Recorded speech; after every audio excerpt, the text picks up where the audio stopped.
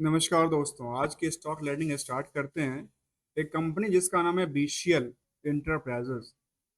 अब इस कंपनी के बारे में क्यों जानेंगे? क्योंकि इसके जो वैल्यूशंस हैं और मार्केट में कह सकते हैं पेनी स्टॉक 1 रुपये से कम की स्टॉक की कैटेगरी में आती है। कंपनी करती क्या है इसके बारे में कंपनी ने यहाँ पे कोई भी ऐसा अपडेट नहीं बताया। कंपनी का बिजनेस मॉडल क्या कहती है company the Balaji commercial limited थी पहले, जो कि 1985 में बनी थी। इसका कामकाज क्या था? कहती है जब इंटरप्राइजेज लिमिटेड इज इफेक्टेड 25/2013 में इसका इफेक्टेड किया गया। लेकिन यहाँ पे कहती है कंपनी को लेकर के उन्हें केवल अपनी वेबसाइट्स पे ये अपडेट दिया कि हमारे पास ये कुछ रजिस्टर्ड ऑफिस है और ये हमारे कुछ ऐसे अपडेट्स हैं। बाकी कोई यहाँ पे प्रोडक्टिविटी की बात नहीं कर रही। यदि मैं स्क्रीनर के ऊपर भी देखें तो कहती है जी एनबीएफसी, कंपनी का नाम है इंटरप्राइजेज और कंपनी कामकाज करती है एनबीएफसी का, अर्थात नॉन बैंकिंग को लोन वगैरह देने को लेकर के या लेने को लेकर। चलिए बातें इसमें जानते हैं कंपनी को लेकर के, जो फिलहाल अंडर वैल्यूड कही जाती है। और अंडर वैल्यूड होने के बाद भी मार्केट की यहाँ पे स्टॉक का पी आकलन नहीं आता है, क्योंकि जो अर्निंग पर शेयर है वो 21 पैसे की निगेटिव में है। यदि फेस वैल्यू 1 का है तो 21% से ज़्यादा इसकी निगेटिव सेंटिमेंटल चलती है। जहाँ पे आरओसी की बात भी करीब 17% निगेटिव का है और आरओई की बात भी करीब 18% निगेटिव ही देखने को बनी है। हायर टू लोअर को यदि देखें तो वो कहती है 1 रुपये 61 पैसा, और निगेटिव बॉटम को देखें तो 85 पैसे के आसपास। फिलहाल ये 1 रुपये के आसपास ट्रेड करती नजर आती है। अब इसमें कुछ ऐसे चीज मैं लेके आता हूँ इसके चार्ट बेसिस में। क्या ये अपने जो पुराना डेटा है, मतलब 1 साल पुरानी डेटा की बात करूँ, 1 रुपये 7 पैसे के आसपास की, क्या उसको अभी तोड़ने वाली थी क्या, या तोड़ के निकलने वाली थी, ब्रेकआउट होने वाला था, ऐसा कुछ आकलन था? तो अब इसलिए आकलन था, इस उस आकलन को उन्होंने, जो आकलन था उसको तोड़ के खत्म कर दिया। उसको तोड़ के खत्म कर दिया। और अपनी बॉटम टू बॉटम की बात करें तो फिलहाल जिसकी बॉटम टू बॉटम ये निकल के आती है, क्या ये बॉटम टू बॉटम पे दोबारा जाने को तैयार हो रही है? जहाँ पे अच्छे खासे इन्वेस्टेड हैं। मैं ये नहीं कह रहा हूँ जो स्टॉक में क्या कह दिए, स्टॉक की पोटेंशियल क्या कह रही है। यहाँ पे इंटरेस्ट ऑफ पर्सन की बात कर रहा हूँ, जो कि शेयर होल्डर के तौर पे करीब करीब 50,000 से लेकर के 60,000 के आसपास के लोग यहाँ पे इन्वेस्टेड हैं, जो 30 जून तक की डेटा कहती है। भले 1 शेयर हो या 10 शेयर हो, आखिर यहाँ पे चार्ट तो ये आकलन देता है। इसके अलावा फंडामेंटल्स के अंदर कुछ ऐसी चीजों देखा जाए जो कि इनको अट्रैक्ट करता हो। जहां देखा जाए कि प्रोमोटर्स तो कुछ है नहीं, बचा ही नहीं है। प्रमोटर केवल 3.15% बचा है। बाकी जो है करीब 11 करोड़ का शेयर है। जितना का शेयर है उतना ही का मार्केट, मतलब मार्केट कैप को कैप्चर करना कोई बड़ी बात नहीं है, कोई भी इसको कर सकता है। अब आते हैं, सवाल आता है क्या यहाँ पे इसकी ग्रोथ लेवल बनती है या नहीं बनती है। तो यहाँ पे कोई सेंटिमेंटल लेते हैं। उन्होंने कहती है कि 52 वीक की trade in the new 52 week low, low पे चली गई। बल्क डील की बात करती है। इसके अलावा वॉल्यूम में 4 गुने की और 2 गुने की जंप। अब बल्क डील में क्या निकल के आती है उस पर भी हम आकलन करते हैं इस कंपनी को लेकर के। पहली नज़र में बल्क डील इसके में क्या हुआ, 3 सितंबर को इसमें बल्क डील हुआ था। और एक नाम है गोकुल गुप्ता जी। गुप्ता जी के पास 14 लाख शेयर शायद होंगे। उन्होंने 94 पैसा पे बेच दिया मार्केट में। और इन्होंने खरीदा कब होगा? और लेने वाले तो कोई ऐसा था नहीं। फिर किसके पास गया? आम आम रिटेलर के पास गया हो, जो इसमें ट्रेडिंग करते हैं, या जिसकी पार्ट्स जिसके पास कम देखने को मिलता है। इसके आंकड़े में गुप्ता जी ने देखा क्या, गोकुल गुप्ता जी दोबारा सेल करते हैं। इन्होंने करीब 14 लाख शेयर को सेल किया था 94 पैसा पे। कब? 9 मार्च को। इससे पहले देखा जाए तो क्या ये कंपनी में कुछ बड़े तौर पे कामकाज करते थे, या इनके पास वैसे ही शेयर उन्होंने ले रखा था और अपनी बिकबाली के लिए कर रहे हैं? मतलब 28 लाख शेयर इनके पास था पहले से इस कंपनी का। 28 लाख रुपए लगा के बैठे थे शायद। हो सकता है उन्होंने कितने प्राइस पे लिया, नहीं लिया। यहाँ पे देखते हैं हम अब इसकी पीयर्स को लेकर के, और उसमें कुछ पॉइंट को लेते हैं। पहले इसकी जो मार्केट में अर्निंग कहता है, मार्केटिंग इस पे डिमांड काफ़ी ज़्यादा हुई, लोग काफ़ी ज़्यादा इंटरेस्टेड है। इसके पीछे की कारण मुझे नहीं पता, लेकिन मैं सर्च करने का प्रयासरत हूँ। इसको सर्च करने के लिए पहला कहते हैं कि डेट टू इक्विटी क्या कहते हैं, तो कहती है near about almost debt free है, नियर अबाउट। करंट रेशियो कहता है 3.00 का। इन दोनों को आपस में ईपीएस से गहरा संबंध है, इसको लिए हम जानेंगे।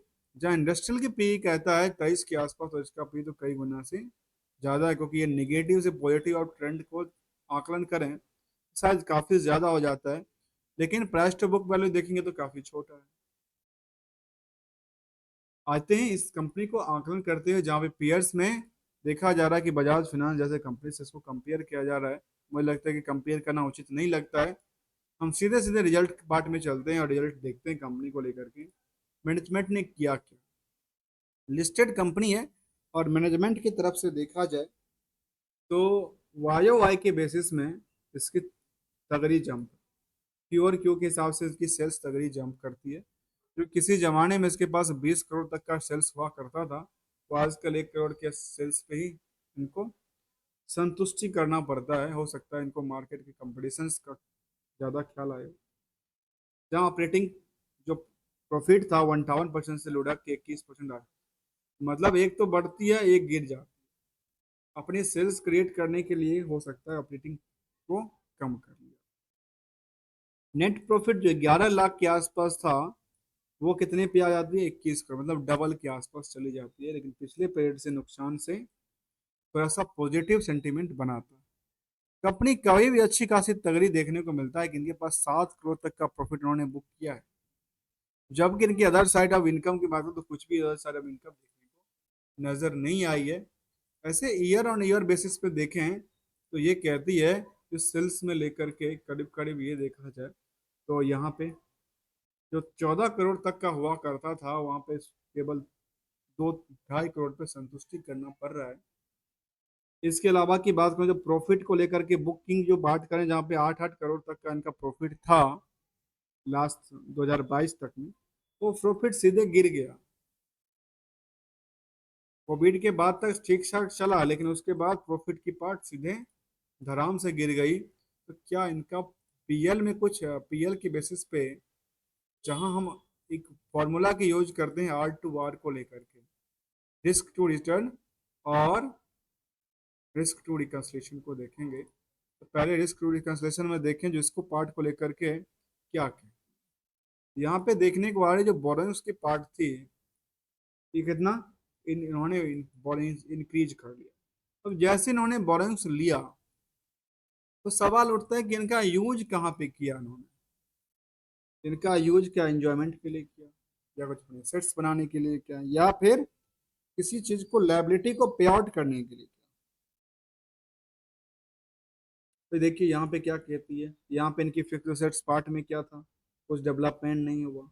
केवल और केवल एक जगह पे ज्यादा पैसा देखने को मिला है, वो पार्ट है इन्वेस्टमेंट।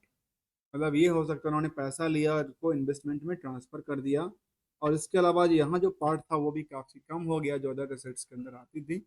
अदर एसेट्स में इसके पास पार्ट क्या है, ये कहती है हमारे पास इन्वेंट्रीज की लिस्ट है। इन्वेंट्रीज में हमारे पास करीब 1 करोड़ के आसपास डेटा निकल के आती है।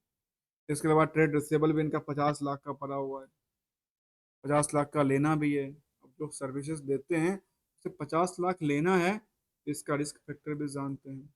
आखिर कोई पार्टी ऐसा तो नहीं जो पैसा लेके चली गई या डूब गया। यहाँ कहती है जब पैसा उनके पास करीब 70 दिन में आ जाता है अच्छी बात है, और जो 50 लाख का पैसा है उसके आंकड़े से यदि देखा जाए तो ये कहती है जो ईयर एंड बेसिस में जहाँ पे प्रॉफिट में 2.5 करोड़ का नुकसान था, वहाँ 50 लाख का भी इनका पड़ा हुआ है पैसा, जो अभी तक रिकवरी नहीं हुआ है, जो 70 दिन में कहते हैं रिकवरी हो जाए। ईयर यानी ये बेसिस पे देखा जाए इसके डेटा को लेकर के, तो कंपाउंडेड सेल्स की तरफ देखें तो कहती है लगातार गिरावट है। प्रॉफिट ग्रोथ कहती है लगातार गिरावट है, जबकि स्टॉक प्राइस सीजीआर कहती है जो गिरावट है। इसके अलावा की बात करूं तो यहाँ भी कहती है जो है इसमें गिरावट ही देखने को मिला है, ऑन एवरेज से भी कम ही आंकड़ा किया जा सकता। आते हैं इन्वेस्टेड को लेकर, क्योंकि यहाँ पे इंटरेस्टेड इन्वेस्टर्स काफी ज्यादा रहे हैं अब उनकी क्या सोच है वो तो मैं नहीं कह सकता, लेकिन एक रिस्क फैक्टर तो होता ही है जहाँ पे लगातार इस स्टॉक में नए प्लेयर इंक्लूड होते हैं नजर। किसी जमाने में सेम के आसपास की बात करूँ तो 70,000 31,000 के आसपास की पोजीशन हुआ करता था लोगों का। जून तक की डेटा में करीब करीब कह सकते हैं 52,000। और अभी जो बल्क डील हुआ है, इस बल्क डील के बाद हो सकता है ये 60,000 से लेकर के नियर अबाउट 60,000 के आसपास लोग यहाँ पे इन्वेस्टेड हो। ये तो डेटा आप सितंबर की आएगी तब एग्जैक्टली पता चल जाएगा इसमें क्या हुआ था। डॉक्यूमेंटेशन तरफ देखें तो इसमें result of the financial quarter की बात उन्होंने कहा था।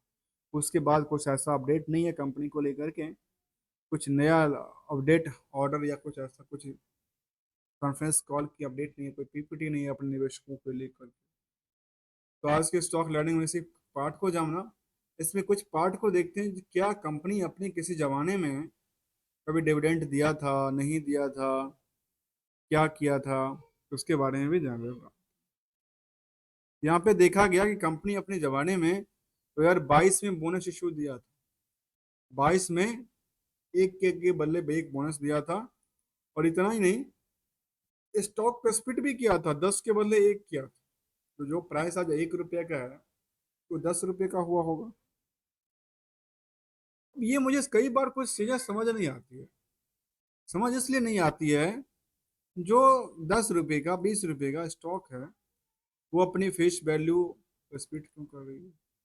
कई बार हमें ऐसी समझ नहीं आती है। इससे आप लोगों को समझ आए तो मुझे बताना। सेगमेंट वाइज देखें कंपनी आखिर कहती है कि हमने रिवेन्यू भी जनरेट किया, तो सेगमेंट वाइज कुछ अपडेट कहती है कि नहीं। ऐसा कोई भी अपडेट यहाँ पे देखने को नजर नहीं आई है 24-25 के दौरान। जबकि पीयर्स में इसके बेसिस पे देखें तो ये कहती है पीयर्स, हमारे पास जो पीयर्स में बजाज फाइनेंस कहाँ चीटी कहाँ हाथी, मुझे कंपेयर करना लगता है कि ठीक नहीं लगता। इसका लास्ट ट्रेडिंग प्राइस इज 1 रुपया, बजाज फाइनेंस का last trading price is the 7200-7300 रुपये। आज के स्टॉक लर्निंग में जाना बीसीएल इंटरप्राइजेज को लेकर के, जो कि एक एनबीएफसी के तौर पे कामकाज करती है। इनका ऑफिस की बात करें तो ये कहती है हम दिल्ली बेस्ड कंपनीज हैं, और इसके अलावा कुछ और बात कहते नहीं है, इसके अलावा हमारे कुछ बात नहीं है। जो है हमारे पास प्रोडक्टिविटी की बात हमने निकल के आई है। तब तक के लिए थैंक यू सो मच। अगले वीडियो में मिलेंगे इस नए स्टॉक के साथ और नई लर्निंग के साथ। तब तक के लिए सुरक्षित रहिए, स्वस्थ रहिए और यहाँ पे बने रहिए।